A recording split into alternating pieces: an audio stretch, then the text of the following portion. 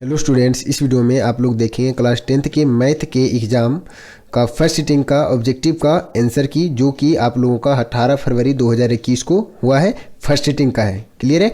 तो हमारे पास जो है सेट बी है, आप लोग मिला लीजिएगा अपना कोड, उसके अनुसार से सारा क्वेश्चन देख लीजिएगा। सारा क्वेश्चन जो है क्या बिल्कुल सेम रहता है।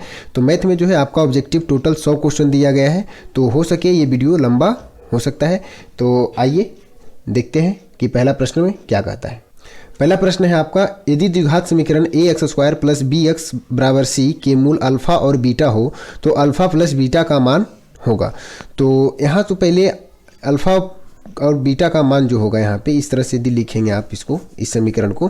तो अल्फा प्लस बीटा का वैल्यू जो होता है माइनस बी बटे ए, मतलब कि माइनस एक्स का गुणांक बटे एक्स स्क्वायर का गुणांक। तो मतलब आपका ऑप्शन नंबर ए जो है क्या हो जाएगा, सही आंसर हो जाएगा।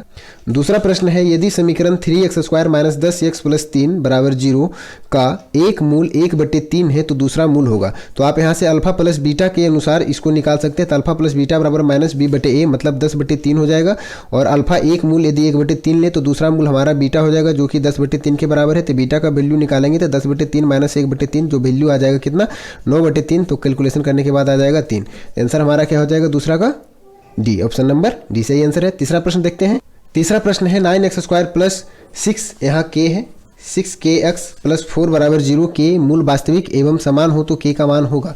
तो मूल वास्तविक एवं समान होने के लिए क्या शर्त है, बी स्क्वायर माइनस 4ac बराबर 0 होना है ना। तो इस चीज़ पे कैलकुलेट कीजिएगा। तो यहाँ से आपका जो k का वैल्यू होगा वो क्या आएगा, 2 माइनस 2। ठीक है, इसे करके देखते हैं इसको। बी स्क्वायर, तो यहाँ बी स्क्वायर यानी बी जो होता है हमारा क्या होता है, एक्स का गुणांक होता है, मतलब 6k का स्क्वायर। क्लियर है? और माइनस 4a क्या है हमारा 9 और c क्या है 4 है, बराबर 0 इसका वैल्यू। तो 6 × 36k स्क्वायर और प्लस 4 चौके 16 नंबर 44 से 144, ये माइनस में बराबर 0। तो 36k स्क्वायर बराबर क्या आएगा, 144। क्लियर है? 144 है तो 36 से कट जाएगा 144 4 बार में। तो k का वैल्यू निकालेंगे तो √4 बराबर में क्या, -2 और +2, दोनों वैल्यू आएगा यहाँ पे। तो प्रश्न संख्या 3 का जो है सही आंसर आपका क्या हो जाएगा, ऑप्शन नंबर सी। चौथा प्रश्न देखते हैं कि है 4y square plus 4y plus 1 बराबर 0 के मूलों का गुणनफल होगा। तो मूल का गुणनफल बराबर यानी अल्फा इंटू बीटा का सूत्र क्या होता है, c बटे a। तो c आपका इसमें क्या है, 1 है और a क्या है, 4 है। तो इसका ऑप्शन नंबर ए क्या हो जाएगा, सही आंसर। पांचवा प्रश्न देखते हैं, x प्लस 2 और 3x और 4x प्लस 1 जो है क्या है, समानांतर श्रेणी में। तो जब समानांतर श्रेणी में कोई पद होता है तो उसमें जो है सार्वंतर का वैल्यू क्या होता है, बिल्कुल समान होता है। तो सार्वंतर यदि निकाले तो दूसरे पद में से पहले को घटाएंगे और तीसरे में से दूसरे को, यानी 3x माइनस x प्लस 2 बराबर 4x प्लस 1 और माइनस x प्लस 3x है ना। तो इस चीज़ को जब हम कैलकुलेट करेंगे तो जो हमारा आंसर आएगा वो हमारा सही आंसर होगा। एक कैलकुलेट करते हैं, 3x माइनस x माइनस यहाँ 2 हो जाएगा, बराबर क्या हो जाएगा 4x और प्लस 1 माइनस 3x। तो यहाँ से कैलकुलेट तो 2x माइनस 2 और बराबर 4x माइनस 3x क्या आ जाएगा, x आएगा और प्लस 1। तो इधर वैल्यू आ जाएगा तो क्या आ जाएगा, x घट करके 2 और 1 3। मतलब सही आंसर आपका क्या हो जाएगा, 5 का सी, यानी ऑप्शन नंबर सी में क्या है, 3। छठा प्रश्न देखते हैं। छठा प्रश्न में है, समानांतर श्रेणी 0 -4 -8 -12 का सार्वंतर होगा। तो -4 और 0, -4 होगा, -8 -4, -8 में -4 को घटाएंगे तो क्या आएगा, -4 आएगा। मतलब आपका सही आंसर क्या हो जाएगा, ऑप्शन नंबर सी। सातवां प्रश्न, समानांतर श्रेणी 14 9 4 -1 और -6 का 12वां पद है। तो इसका 12वां पद जब आप निकालिएगा इस सूत्र से, T12 बराबर हो जाएगा a प्लस n माइनस 1, मतलब 11D। इस सूत्र से निकालिएगा तो आपका कैलकुलेशन करने के बाद क्या आ जाएगा आंसर, -41। 8 नंबर पर देखते हैं, यदि किसी समानांतर श्रेणी का प्रथम पद 13 एवं सार्वंतर -4 हो तो इसके प्रथम 10 पदों का योगफल होगा। मतलब a का वैल्यू 13 दिया हुआ है, d दिया हुआ -4, प्रथम 10 पद यानी Sn पूछ रहा है। तो Sn बराबर सूत्र होता है n/2 into 2a plus n minus 1 और इंटू डी। तो इस सूत्र पे जब इस चीज़ को आप कैलकुलेट कीजिएगा, कैलकुलेट करने के बाद यहाँ n जो है वैल्यू आपका क्या रखना है, 10 रखना है। तो कैलकुलेशन करने के बाद जो आंसर आएगा आपका वो आंसर हो जाएगा -50। तो आपका करेक्ट आंसर क्या हो जाएगा, -50। आप कैलकुलेट करके देख सकते हैं। आइए 9 नंबर प्रश्न देखते हैं। चूंकि वीडियो ज़्यादा लंबा ना हो इसलिए हम थोड़ा क्वेश्चन को शॉर्ट में बता रहे हैं। बाई एक्स पर बिंदु जिसकी बिंदु 4 2 से दूरी 5 है, निम्न में कौन सा होगा। तो बाई एक्स पर जो कोई बिंदु होता है वो क्या होता है, x पे 0 हो जाएगा, x का नियामक उसमें ये 0 है और 4 और 2 है। ठीक है, इसका जो दूरी है, ये दोनों बिंदु के बीच की दूरी क्या है, 5 दिया हुआ है ना। तो ये आपको पता होगा कि इसमें जो है, तो आप देख रहे हैं कि यहाँ पे यदि हम इसको ऑप्शन के अनुसार मिलाएं तो जीरो और बाई है ना। तो हमारा जो है किसी में x का वैल्यू जीरो नहीं है, मतलब x का नियामक किसी में जीरो नहीं है, सिर्फ ऑप्शन नंबर बी में क्या है, जीरो है। तो इस चीज़ की पुष्टि करके देख लेते हैं। 0 - 4 का स्क्वायर तो 16 है ना, और -1 यानी बाई का वैल्यू -1 -1 और -2 तो -3 का स्क्वायर 9 अंडर रूट 16 9 25 का स्क्वायर 5, मतलब बिल्कुल सही आंसर है आपका ऑप्शन नंबर क्वेश्चन नंबर 9 का सही आंसर क्या हो जाएगा, ऑप्शन नंबर बी। 10 नंबर में है यदि R 5 6 बिंदुओं A 5 6 5 एवं B 4 y को मिलाने वाली रेखाखंड AB का मध्य बिंदु ये है, तो बिंदु R जो है ना, A और B को मिलाने वाली रेखाखंड का क्या है, मध्य बिंदु है। तो तो बाय का मान पूछ रहा है, तो जब मध्य बिंदु होता है तो मध्य बिंदु का नियामक क्या है, 5 6 दिया हुआ है, ए का नियामक 6 5 है और बी का नियामक क्या है, 4 और बाई है ना। तो हमें बाय का वैल्यू पूछ रहा है, तो बाय का वैल्यू क्या हो जाएगा, जो बाय का नियामक है इसमें मतलब 5 + बाई और बटा में 2 बराबर वैल्यू क्या आएगा 6। मध्य बिंदु का नियामक क्या होता है कि x का नियामक x में जोड़ के 2 से भाग दे देते हैं और बाय के नियामक बाय में जोड़ करके 2 से भाग देते हैं, तो x और बाय के नियामक निकल जाता है मध्य बिंदु का, है ना। तो यहाँ से 5 + बाई बराबर 6 दूनी 12, तो बाय बराबर क्या आ जाएगा 12 - 5 बराबर 7, मतलब सही आंसर आपका क्या हो जाएगा 7, यानी ऑप्शन नंबर बी आपका क्या हो जाएगा सही आंसर। आइए 11 नंबर प्रश्न देखते हैं। 11 नंबर प्रश्न में है 7 3 5 8 6 10 9 और 12। तो पहले इसको क्या करेंगे, आरोही क्रम यानी कि बढ़ते क्रम में सजाएंगे। तो 3 के बाद 5 है, 6 है, 7 8 9 उसके बाद 10 भी है और 12 है। 1 2 3 4 5 6 7 8 1 2 3 4 5 6 7 8। तो टोटल नंबर जो है हमारा क्या है सम संख्या में, तो सम संख्या का माध्यक निकालने का क्या सूत्र होता है कि n/2वां प्रेक्षण और प्लस n/2 + 1वां प्रेक्षण के योग का औसत, यानी इसमें भाग देंगे 2 से। तो n/2 है 8 है तो 8/2 मतलब चौथा प्रेक्षण क्या है 1 2 3 4, चौथा प्रेक्षण हमारा 7 है और n/2 + 1वां मतलब चौथा और 1 पांचवा, तो 1 2 3 4 पांचवा प्रेक्षण हमारा क्या है आरोही क्रम में चलने के बाद 8 है। तो 7 + 8 बटा में 2 तो 8 7 15 15/2 आंसर आ जाएगा 7.5। आपका सही आंसर क्या हो जाएगा option number B, question number 11 का। 12वां प्रश्न देखते हैं। 12 नंबर प्रश्न है 9 3 4 7 9 2 9 6 7 9 9 का बहुलक क्या है। तो इसमें जो अधिकतम बार आया है वही हमारा क्या हो जाएगा बहुलक, मतलब सबसे अधिकतम बार कौन सा आया है 9 आया है, आप लोग देख सकते हैं। तो ऑप्शन नंबर डी हमारा सही आंसर हो जाएगा। निम्नलिखित में कौन अभाज्य संख्या है, तो अभाज्य संख्या किसे कहते हैं, जिस संख्या में स्वयं और एक के अलावा किसी अन्य दूसरी संख्या से भाग न लगता हो, है ना। आपका करेक्ट आंसर इसमें क्या हो जाएगा 13, क्योंकि 27 में भी 3 और 9 से भाग लग रहा है, 35 में 7 और 5 से, और 56 में क्या है 8 और 7 से भाग लग रहा है, इसलिए आपका सही आंसर क्या होगा ऑप्शन नंबर सी यानी कि 13।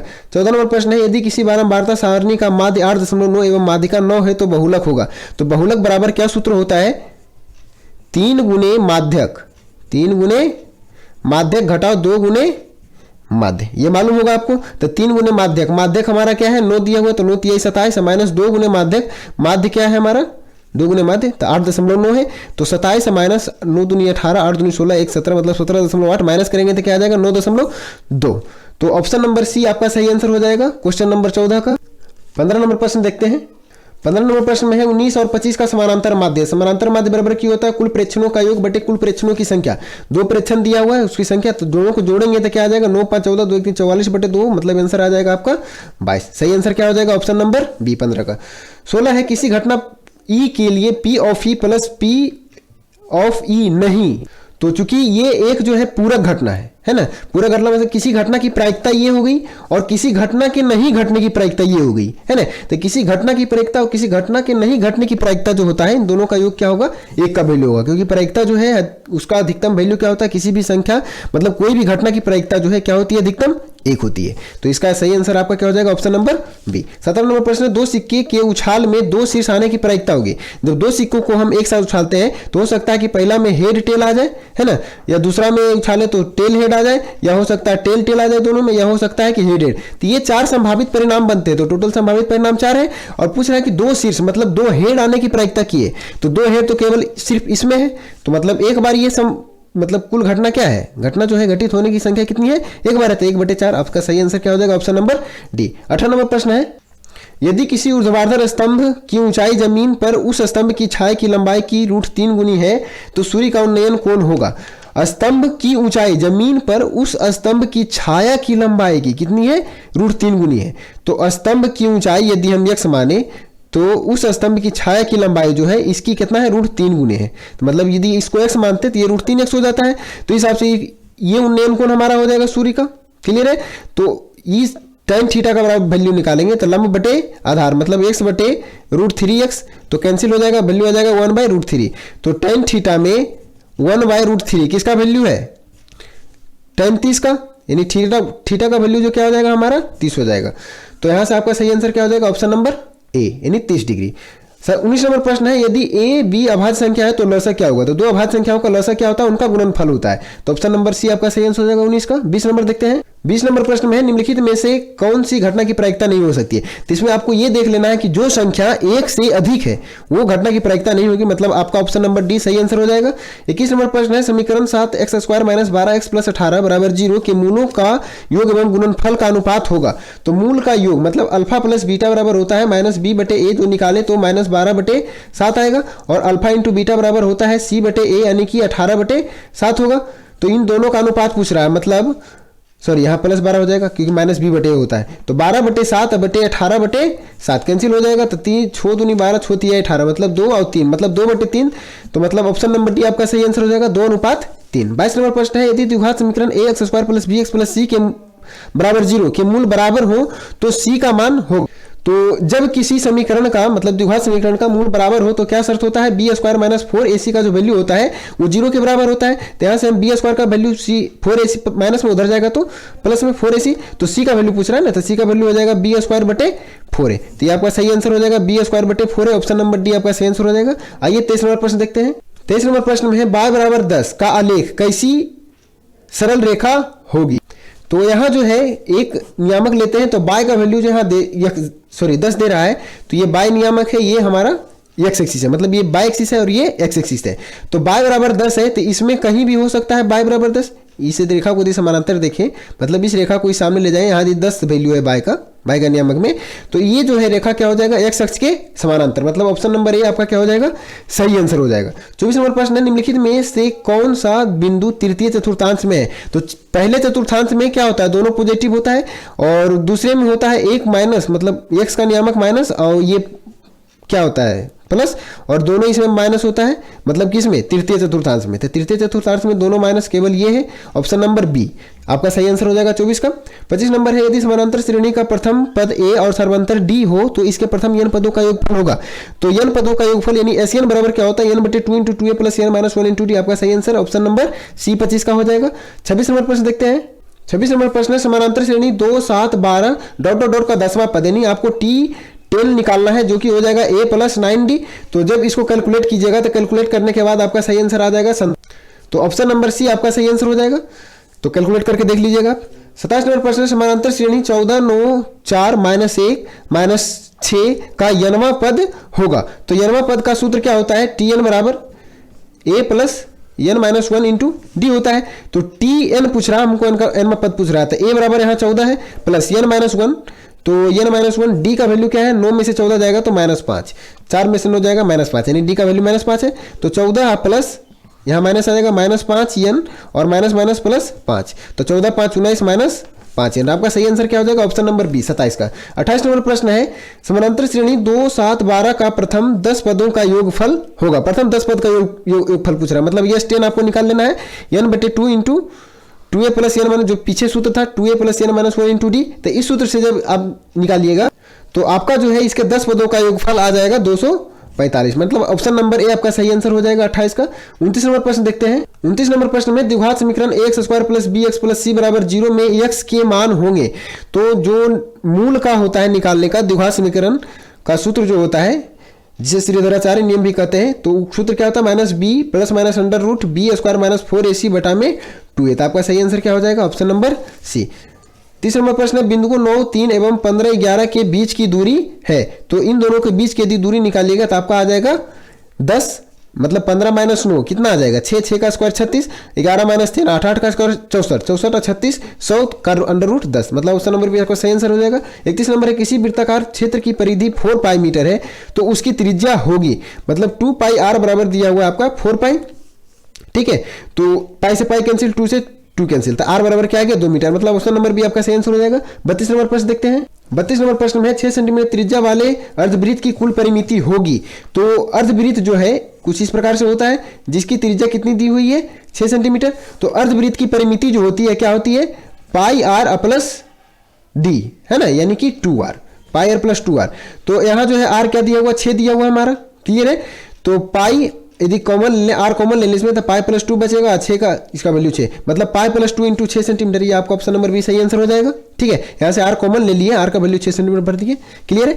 33 नंबर प्रश्न है, 21 सेंटीमीटर त्रिज्या वाले वृत्त के उस चाप की लंबाई क्या होगी जो वृत्त के केंद्र पर 60 डिग्री का कोण अंतरित करता है। तो चाप की लंबाई बराबर सूत्र क्या होता है, थीटा बटे 360 2 पाई आर, क्लियर है। तो थीटा 60 दिया हुआ, तो 60 बटे 360 है ना, और इंटू 2 पाई आर, तो 2 अगुने 22 बटे 7, और आर कितना दिया हुआ है 21 दिया हुआ, 3 सते 7 का 3 आ जाएगा, और 60 6 6 का 36, 2 तिहाई 6, 3 से 3 कैंसिल, मतलब क्या आ गया वैल्यू आपका 22। ऑप्शन नंबर बी आपका सही आंसर हो जाएगा। 34 नंबर है, दो घनों के आयतनों का अनुपात 1:27 है, तो उनके पृष्ठीय क्षेत्रफलों का अनुपात होगा।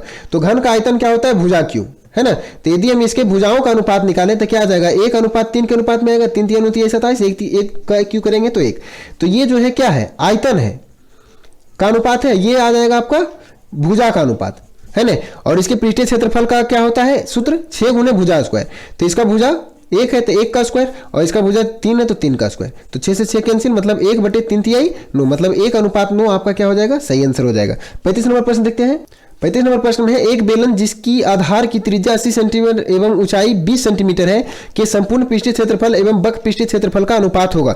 तो बेलन की आधार की त्रिज्या कितनी है, 80 है, मतलब आर बराबर 80 दिया हुआ है, हाइट कितना दिया हुआ है 20 सेंटीमीटर, संपूर्ण पृष्ठीय क्षेत्रफल एवं बक पृष्ठीय क्षेत्रफल। तो संपूर्ण पृष्ठीय क्षेत्रफल का सूत्र क्या होता है, 2 pi r h plus 2 pi r square, और वक्र पृष्ठीय क्षेत्रफल का सूत्र क्या होता है, 2 पाई आर एच। यदि यहां से हम 2 पाई आर कॉमन ले लें तो एच प्लस आर बचेगा ऊपर में, नीचे 2 पाई आर एच है, तो 2 पाई आर से 2 पाई आर कैंसिल, एच बचा, ऊपर एच प्लस आर।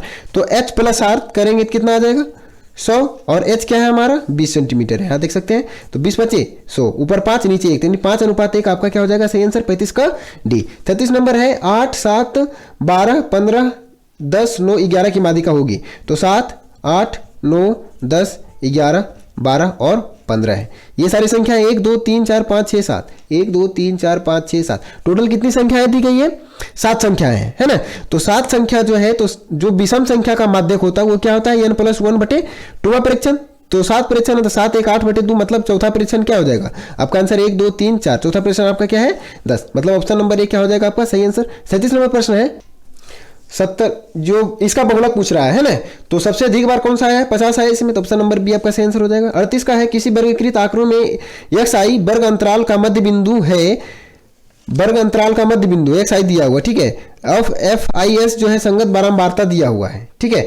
तो एक्स मतलब समानांतर माध्य है, तो इसका वैल्यू क्या, तो समानांतर माध्य का सूत्र जो होता है यही होता है। तो हमारे हिसाब से ये आंसर जो है 38 का ए होना चाहिए, इसे देख लीजिएगा। इस क्वेश्चन में थोड़ा सा हमें कंफ्यूजन है, आगे हम इस वीडियो में बता देंगे कि मतलब बताएंगे, कमेंट में करके हम पिन कर देंगे इस क्वेश्चन का सही आंसर। तो 39 नंबर प्रश्न देखते हैं। 39 में है, यदि किसी घटना की घटने की प्रायिकता P है, उसके नहीं होने की प्रायिकता क्या होगी। तो घटने की प्रायिकता P है, तो उसको 1 में घटा देंगे तो उसके नहीं घटने की प्रायिकता निकल जाएगी, क्लियर है। 2 पासों को एक साथ फेंका जाता है, दोनों पासों पर 5 आने की प्रायिकता क्या होगी। तो जब हम 2 पासे को एक साथ उछालते हैं तो टोटल परिणाम हमारे कितने आएंगे, 36 आ जाएंगे। पहले 1 के साथ 1, फिर 1 के साथ 2, इसी तरह से निकालेंगे तो 36 परिणाम आएंगे, और दोनों पासों पर 5 अंक, तो 5 5 जो है क्या होगा, एक बार होगा, मतलब ऑप्शन नंबर बी आपका सही आंसर हो जाएगा 1/36।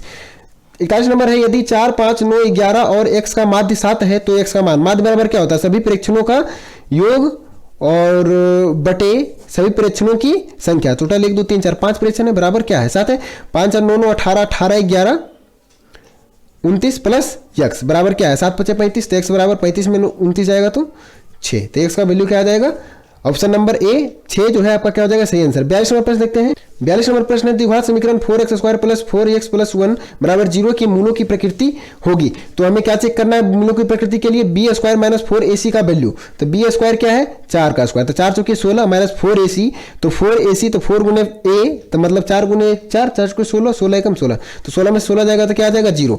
तो जब b² माइनस 4ac का वैल्यू विविक्त कर बराबर क्या हो जाएगा 0 हो जाए, तो इसके मूल जो है क्या होंगे, वास्तविक और बराबर होंगे। 43 नंबर प्रश्न है, यदि 3 अल्फा बराबर 90 डिग्री, तो अल्फा का वैल्यू क्या आ जाएगा यहाँ से 30 डिग्री। तो साइन अल्फा का वैल्यू पूछ रहा है, मतलब साइन 30 का वैल्यू पूछ रहा है, तो साइन 30 का वैल्यू क्या होता है 1/2। तो आपका सही आंसर क्या हो जाएगा, ऑप्शन नंबर सी। 44 नंबर प्रश्न है, sine 45 plus theta minus cos 45 minus theta बराबर क्या है। तो इसे हम आइए हल करते हैं। साइन 45 प्लस थीटा को हम लिख देते हैं कॉस में 90 में 45 माइनस थीटा घटा करके। यदि 90 में 45 जाएगा 45 और ये माइनस माइनस क्या हो जाएगा प्लस, तो इस चीज को हम इस तरह से लिख सकते हैं कॉस 90 माइनस थीटा, सॉरी यहाँ plus cos 90 minus theta, cos 90 minus theta बराबर क्या होता है साइन थीटा होता है। तो इस चीज को हम इस तरह से लिख सकते हैं माइनस कॉस 45 डिग्री या माइनस थीटा है, ठीक है। तो यहां से कॉस 90 में 45 जाएगा तो कितना बचेगा 45, और 90 यहाँ माइनस गुणा हो जाएगा तो ये माइनस थीटा आ जाएगा। तो ये दोनों वैल्यू क्या है सेम है, तो घटेगा तो इसका वैल्यू क्या आ जाएगा 0। तो ऑप्शन नंबर सी आपका सही आंसर हो जाएगा 44 का। 45 नंबर है, रैखिक समीकरण को 5x प्लस 2y बराबर 16 7x माइनस 4y माइनस बराबर 2 का हल है। तो a1/a2 निकालेंगे तो क्या आ जाएगा 5/7, b1/b2 निकालेंगे तो 2/4। सॉरी यहाँ ये चीज नहीं करना है हमें क्या करना है, एक हल ढूंढना है। तो आइए ऑप्शन के अनुसार इसे बनाते हैं, क्योंकि ऐसे हल करेंगे तो थोड़ा हमारा क्या हो जाएगा लॉन्ग हो जाएगा। तो 5x प्लस 2y बराबर 16 है, तो पहला ऑप्शन भर के देखते हैं। x बराबर 2 तो 5 दूनी 10, y बराबर 3 है तो 3 दूनी 6, 10 6 16 आ गया। मतलब पहला ऑप्शन इसमें क्या कर रहा है फॉलो कर रहा है। इसमें भर के देखते हैं 7 दूनी 14, 14 4 तिहाई 12, 14 में से 12 जाएगा तो 2, मतलब आपका ऑप्शन नंबर ए क्या हो जाएगा सही आंसर। 46 नंबर प्रश्न देखते हैं। 46 नंबर प्रश्न में त्रिभुज एबीसी, मतलब ये दोनों त्रिभुज क्या है समरूप है एवं क्षेत्रफल इतना, मतलब एबीसी का क्षेत्रफल जो 36 दिया हुआ है, डीईएफ का क्षेत्रफल 49 दिया हुआ है, तो दोनों त्रिभुज की संगत भुजाओं का अनुपात होगा। तो आप पढ़े होंगे गणित में छठे चैप्टर में कि जो दो समरूप त्रिभुजों के क्षेत्रफलों का अनुपात होता है उनकी संगत भुजाओं के वर्गों के अनुपात के बराबर होता है। तो मतलब त्रिभुज एबीसी का क्षेत्रफल और त्रिभुज डीईएफ के क्षेत्रफल का अनुपात निकालें तो ये होगा 36/49, क्योंकि इसका 36 दिया हुआ है इसका 49 दिया हुआ है, तो उनकी दोनों त्रिभुज की संगत भुजा का अनुपात, तो इनका हम रूट निकाल देंगे तो 6 6 36 7 7 49, मतलब 6:7 जो है आपका क्या हो जाएगा करेक्ट आंसर हो जाएगा 46 का बी। 47 नंबर प्रश्न है, त्रिभुज एबीसी में डीई समानांतर बीसी, त्रिभुज एबीसी में जो है डीई समानांतर बीसी है, डी जो है क्या है बीसी के समानांतर है।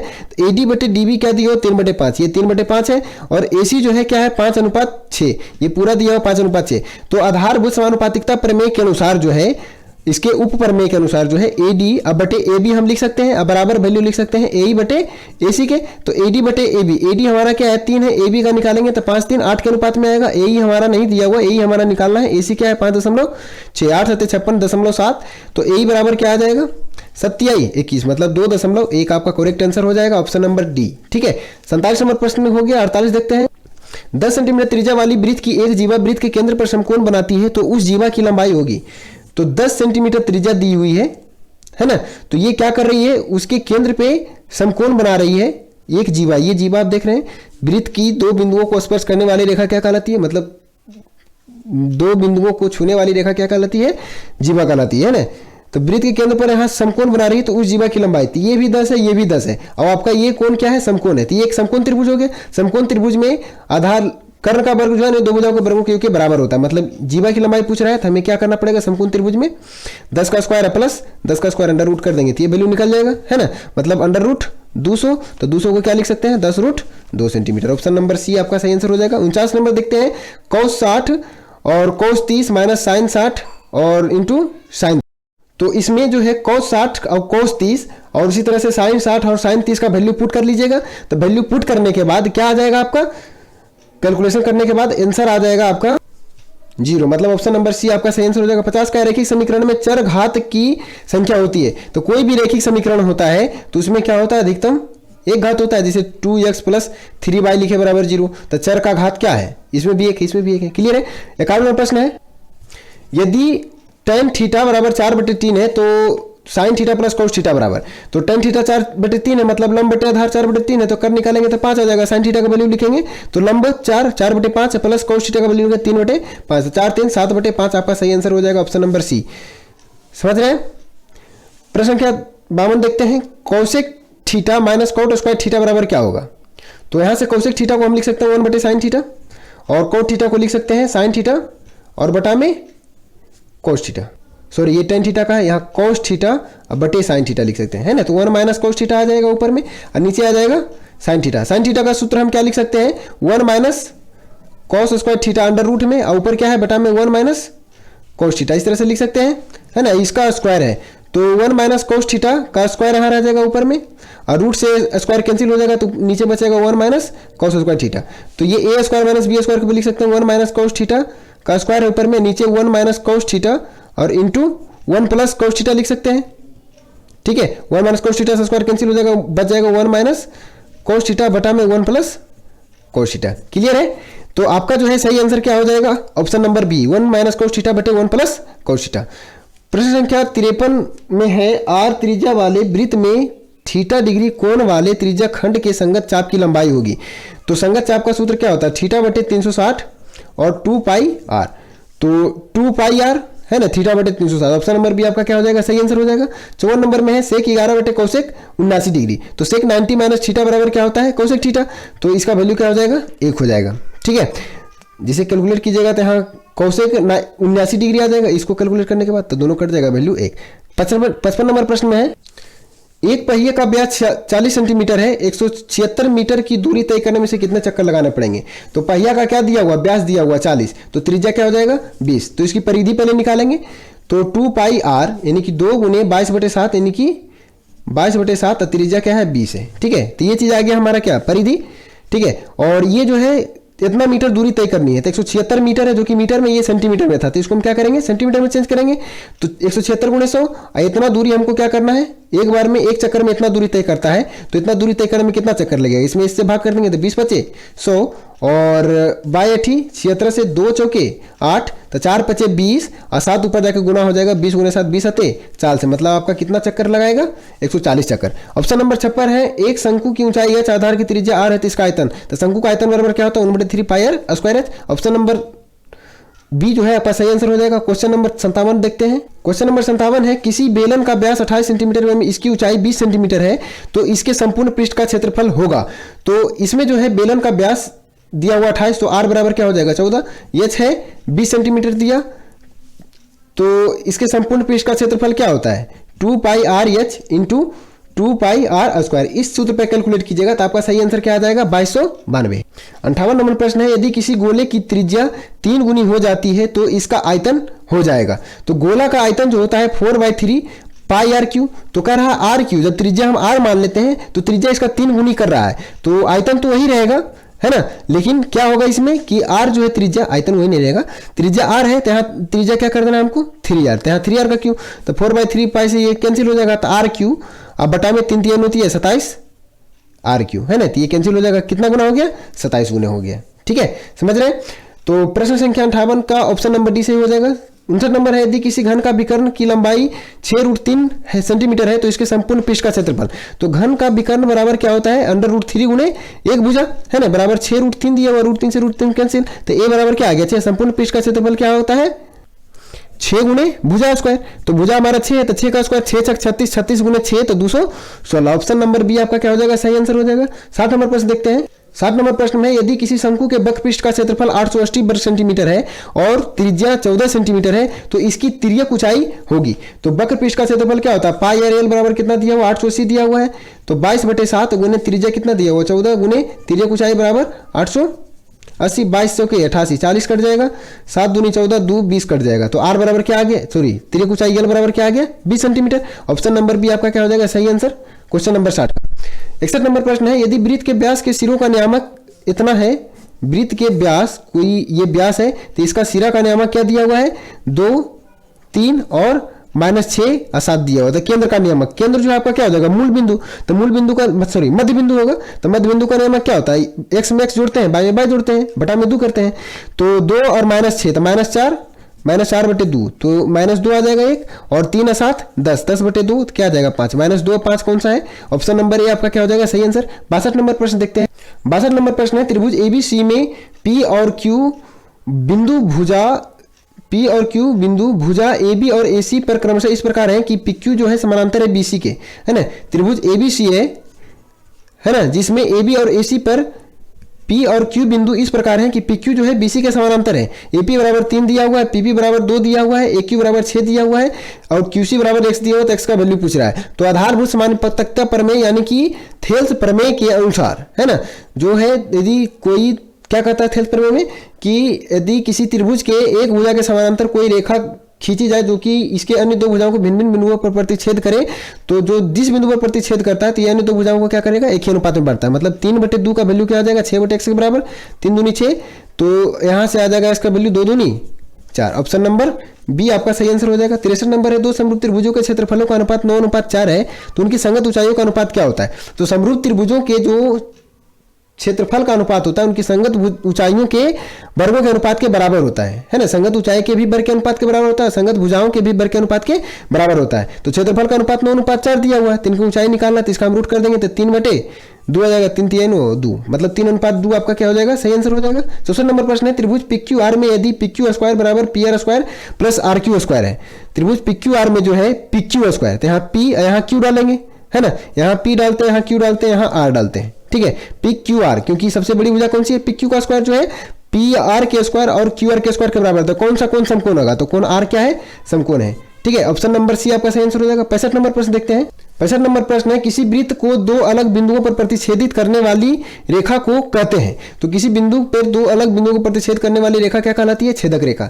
66 नंबर है, यदि जीवा AB वृत्त के केंद्र पर 60 डिग्री का कोण अंतरित करती है, जीवा AB जो है वृत्त के केंद्र पर कितने डिग्री कोण अंतरित करती है, ये 60 डिग्री कोण बना रही है, तो A और B पर खींची गई स्पर्श रेखा जो है यहाँ 60 है, तो ये दोनों हमारा क्या हो जाएगा, ये भी 60 हो जाएगा, क्योंकि ये दोनों क्या होता है, त्रिज्या है, तो दोनों बराबर होगा, तो दोनों बराबर भुजा है, तो ये 60 है, छोटी 18 त्रिभुज है तो 180 डिग्री कोण है ना, तो ये 60 है। और त्रिभुज वृत्त का जो स्पर्श रेखा है त्रिज्या पे क्या होता है, समकोण बनाता है, यहाँ भी समकोण बनाएगा, यहाँ भी समकोण, क्योंकि ये दोनों कोण 60 डिग्री हो चुका है, तो ये कोण 30 डिग्री हो जाएगा, ये कोण 30 डिग्री हो जाएगा, तो ये जो है हमारा क्या है, एक त्रिभुज है, त्रिभुज के तीनों कोणों का योग क्या होता है 180 डिग्री, तो दो कोण हमारा 30-30 है, मतलब कि 60 डिग्री हो जाएगा, तो तीसरा कोण हमारा क्या हो जाएगा 180 - 60 डिग्री बराबर कितना हो जाएगा 120 डिग्री। ऑप्शन नंबर डी आपका सही आंसर हो जाएगा। 67 नंबर प्रश्न है, एक वृत्त पर कितनी स्पर्श रेखाएं खींची जा सकती है, कोई वृत्त है इस पर हम कितनी स्पर्श रेखा खींच सकते हैं, तो किसी भी वृत्त पे हम अनगिनत स्पर्श रेखाएं खींच सकते हैं। यदि आपको पूछता कि किसी एक बिंदु से यदि खींचे तो कितने स्पर्श रेखा खींची जाएगी, 2, ऐसे ऑप्शन नंबर डी आपका सही आंसर हो जाएगा 67 का। 68 नंबर प्रश्न देखते हैं। 68 नंबर प्रश्न में है 1 + tan स्क्वायर थीटा, तो आप जानते हैं कि sec square theta minus tan square theta बराबर क्या होता है, 1 होता है, तो यहाँ से 1 + tan स्क्वायर थीटा का वैल्यू क्या हो जाएगा, sec स्क्वायर, मतलब इसका value sec square theta under root में, तो बाहर आएगा तो क्या आ जाएगा sec, है ना। ऑप्शन नंबर बी आपका क्या हो जाएगा सही आंसर।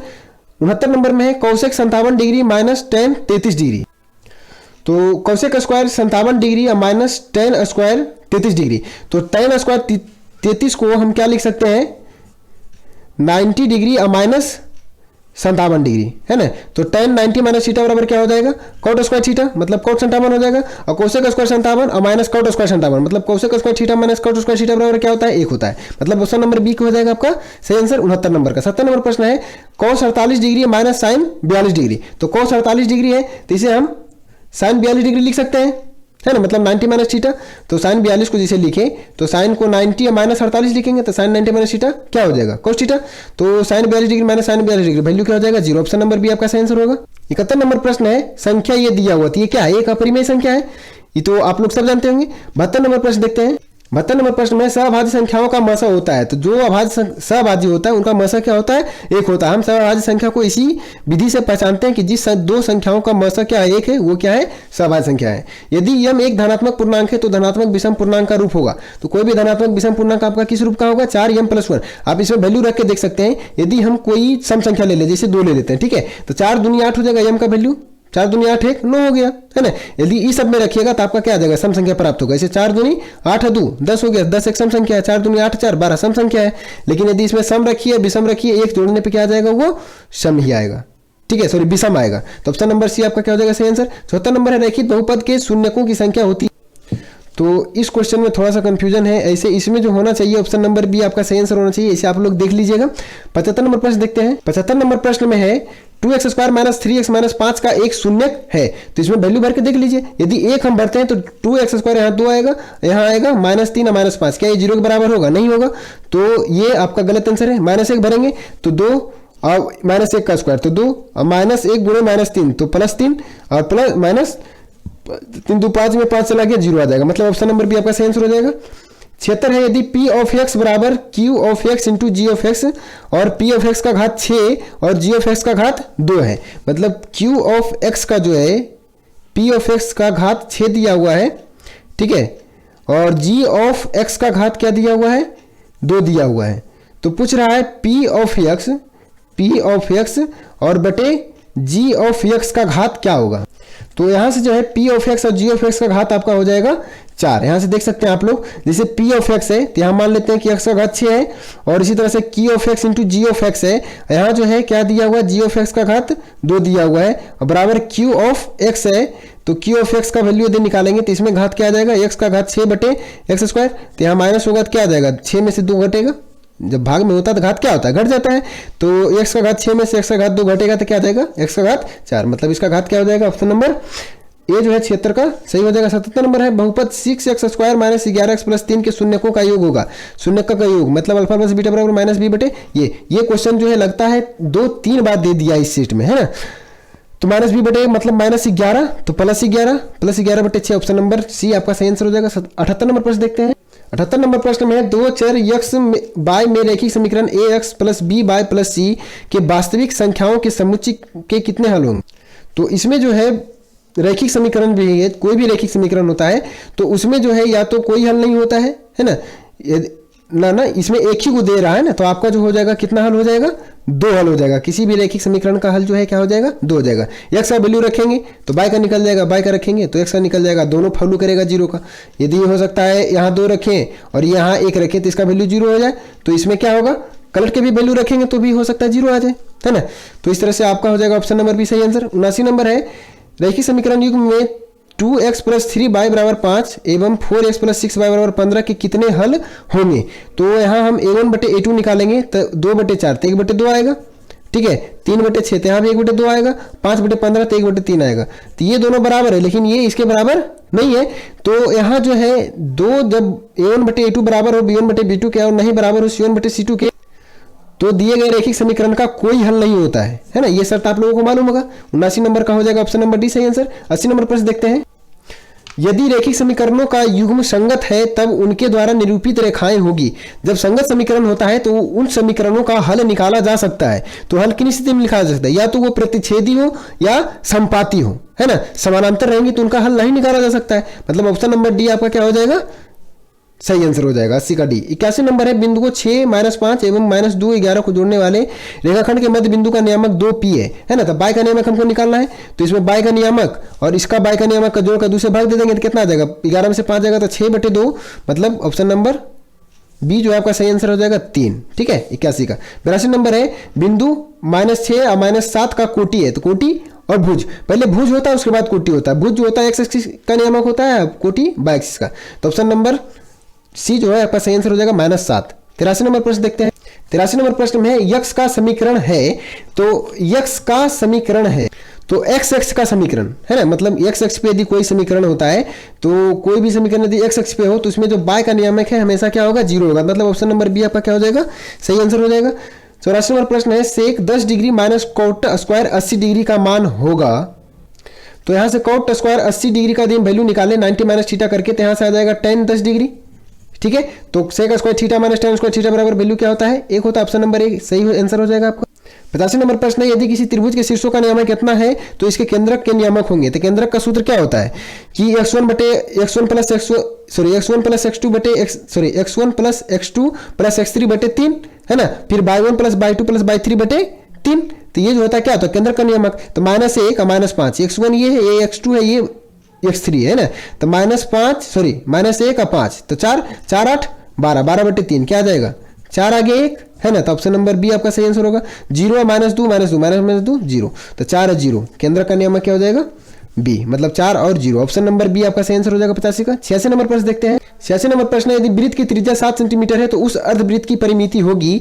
वृत्त की त्रिज्या r बराबर 7 सेंटीमीटर दिया हुआ, तो अर्धवृत्त की परिमिति क्या होता है, पाई आर प्लस 2r होता है। तो 22/7 इंटू आर 7 है प्लस 2r, मतलब 2 7 गुने 2, तो 7 2 नहीं 14, तो 7 से 7 कैंसिल, 22 और 14 कितना हो जाएगा 36, 2 और 4 6 और 2 1 3 36। ऑप्शन नंबर ए सही आंसर हो जाएगा। 87 का है, किसी वृत्त पर बाह्य बिंदु से कितनी स्पर्श रेखाएं खींची जा सकती है। किसी वृत्त पर बाह्य बिंदु से कितनी स्पर्श रेखाएं खींची जा सकती है, तो एक बाह्य बिंदु से अधिकतम 2 स्पर्श रेखाएं खींची जा सकती है। ऑप्शन नंबर बी आपका सही आंसर हो जाएगा। 88 का है, 1 प्लस कॉट स्क्वायर थीटा का मान होता है, कौन सा स्क्वायर थीटा आप सभी लोगों को मालूम होगा। 89 नंबर प्रश्न देखते हैं।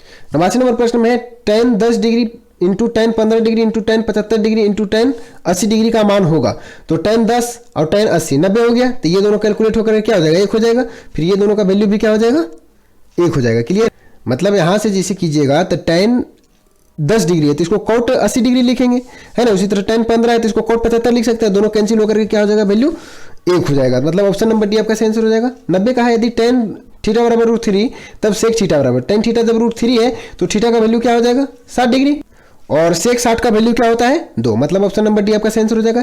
91 का है, निम्नलिखित में से कौन अपरिमेय नहीं है। अपरिमेय नहीं है तो ये आपका अपरिमेय है, पाई एक अपरिमेय संख्या, न कि आप इसे समझे परिमेय संख्या। 22/7 चूंकि इसका वैल्यू होता है, लेकिन ये क्या है एक अपरिमेय संख्या है, इसे हल नहीं किया जा सकता। ठीक है, बी जो है क्या है √7, ये भी अपरिमेय है, ये भी अपरिमेय है, तो जो बचा ये तीसरा आपका क्या हो जाएगा एक परिमेय संख्या हो जाएगा।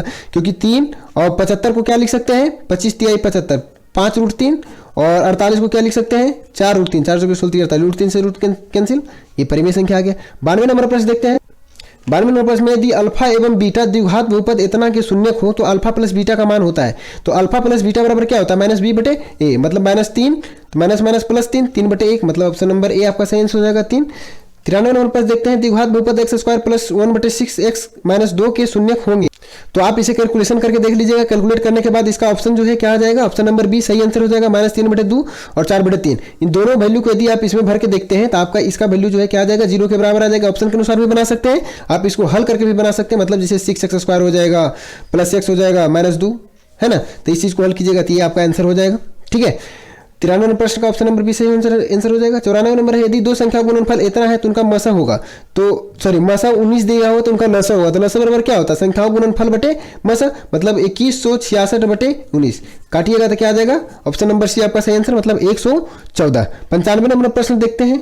95 नंबर प्रश्न में यदि बहुपद p(x) का एक गुणनखंड x+1 हो तो बहुपद का एक शून्यक होगा।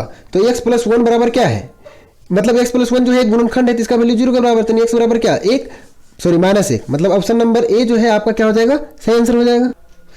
96 नंबर प्रश्न समीकरण निकाय 6x - 2y + 9 = 0 और 3x - y + 12 = 0 का लेख दो सरल रेखा है जो क्या है। तो पूछ रहा था हमें a1/a2 का वैल्यू निकालना, तो a1/a2 करेंगे, a1/a2 b1/b2 और c1/c2, और तीनों में संबंध देखना है उसके अनुसार से करेंगे। तो 6/3 क्या आ जाएगा 2, और -2/-1 तो ये भी 2 आ जाएगा। 9/12 करेंगे तो क्या आ जाएगा 3 तिहाई 9 और 3 चौके 12, 3/4, तो ये दोनों बराबर है, लेकिन ये बराबर नहीं है ना। तो ऐसी स्थिति में कोई हल नहीं होता, तो कोई हल नहीं होता है तो दोनों रेखाएं क्या होती है समानांतर होंगी, तभी कोई हल नहीं होगा। तो ऑप्शन नंबर बी इसमें आपका सही आंसर हो जाएगा। 97 नंबर है, यदि a 2 का क्यूब गुणे 3 गुणे 5 और b इतना है तब लसब पूछ रहा है। तो लसब में क्या होता है कि जो आपका मैच कर रहा है गुणनखंड में, जो वनिष्ठ है उसके अलावा जो बच रहे हैं उन सभी का गुणनफल, है ना। तो इसमें जो है 5 मैच कर रहा है ना, और 2 का घात 3 मैच कर रहा है, लेकिन 2 का घात 4 है तो 2 का घात 4 लेंगे अधिकतम घात को, और 3 और गुणे 7 और गुणे 5। तो इस चीज को कैलकुलेशन कीजिएगा, कैलकुलेशन करने के बाद आपका आंसर नंबर, मतलब ऑप्शन नंबर डी आपका सही आंसर हो जाएगा, मतलब 1680 गुना करके देख लीजिएगा। ठीक है, 98 नंबर प्रश्न देखते हैं। 98 नंबर प्रश्न में किसी द्विघात बहुपद के शून्यक यदि 5 एवं -3 है तो द्विघात बहुपद होगा। तो अल्फा प्लस बीटा यदि निकाले तो क्या आ जाएगा 2, यहाँ से 5 प्लस -3 तो क्या आ जाएगा 2 आएगा। अल्फा इंटू बीटा निकालेंगे तो -15। द्विघात बहुपद का सूत्र क्या होता है, द्विघात बहुपद का सूत्र x² minus alpha plus beta into x और प्लस अल्फा इंटू बीटा होता है। तो x² है माइनस अल्फा प्लस बीटा क्या है 2 है, तो 2x हो जाएगा, आप प्लस तो है -15, मतलब x² - 2x - 15। Option number C आपका क्या हो जाएगा सही आंसर हो जाएगा। 99 नंबर प्रश्न समानांतर श्रेणी -10 -6 और -2 और 2 का सर्वांतर है। तो सर्वांतर -6 में -10 को घटाएंगे तो क्या आ जाएगा, 4 आ जाएगा। ऑप्शन नंबर बी आपका सही आंसर हो जाएगा। 100 नंबर है निम्नलिखित में कौन द्विघात समीकरण नहीं है। तो इन सभी को आप कैलकुलेट करके देखिएगा तो आपका जो है ये कैलकुलेशन करने के बाद द्विघात समीकरण से बाहर हो जाएगा। इधर भी 2x² हो जाएगा, इधर भी 2x² होगा, है ना, जो कि कैलकुलेशन करने के बाद कट जाएगा। और जो बचेगा वो क्या बचेगा आपका, सिर्फ x का एक घात। तो जिस समीकरण में x का अधिकतम घात 2 होता है वही द्विघात समीकरण कहलाता है, लेकिन इसमें क्या बचेगा, एक घात बचेगा, इसलिए ऑप्शन नंबर सी आपका क्या हो जाएगा, सही आंसर। तो इस तरह से हमने 100 प्रश्नों का हल देख लिए हैं। आशा करते हैं कि आप लोग वीडियो को ठीक तरीके से समझे होंगे, और यदि वीडियो पसंद आए तो वीडियो को लाइक कर अपने दोस्तों के साथ शेयर अवश्य कर लीजिएगा और अधिक से अधिक शेयर कीजिएगा ताकि अन्य सभी दोस्त भी आपके क्या इसका लाभ ले सकें। चलिए मिलते हैं अगले वीडियो में, तब तक आप हमारे चैनल पर बने रहेंगे। धन्यवाद।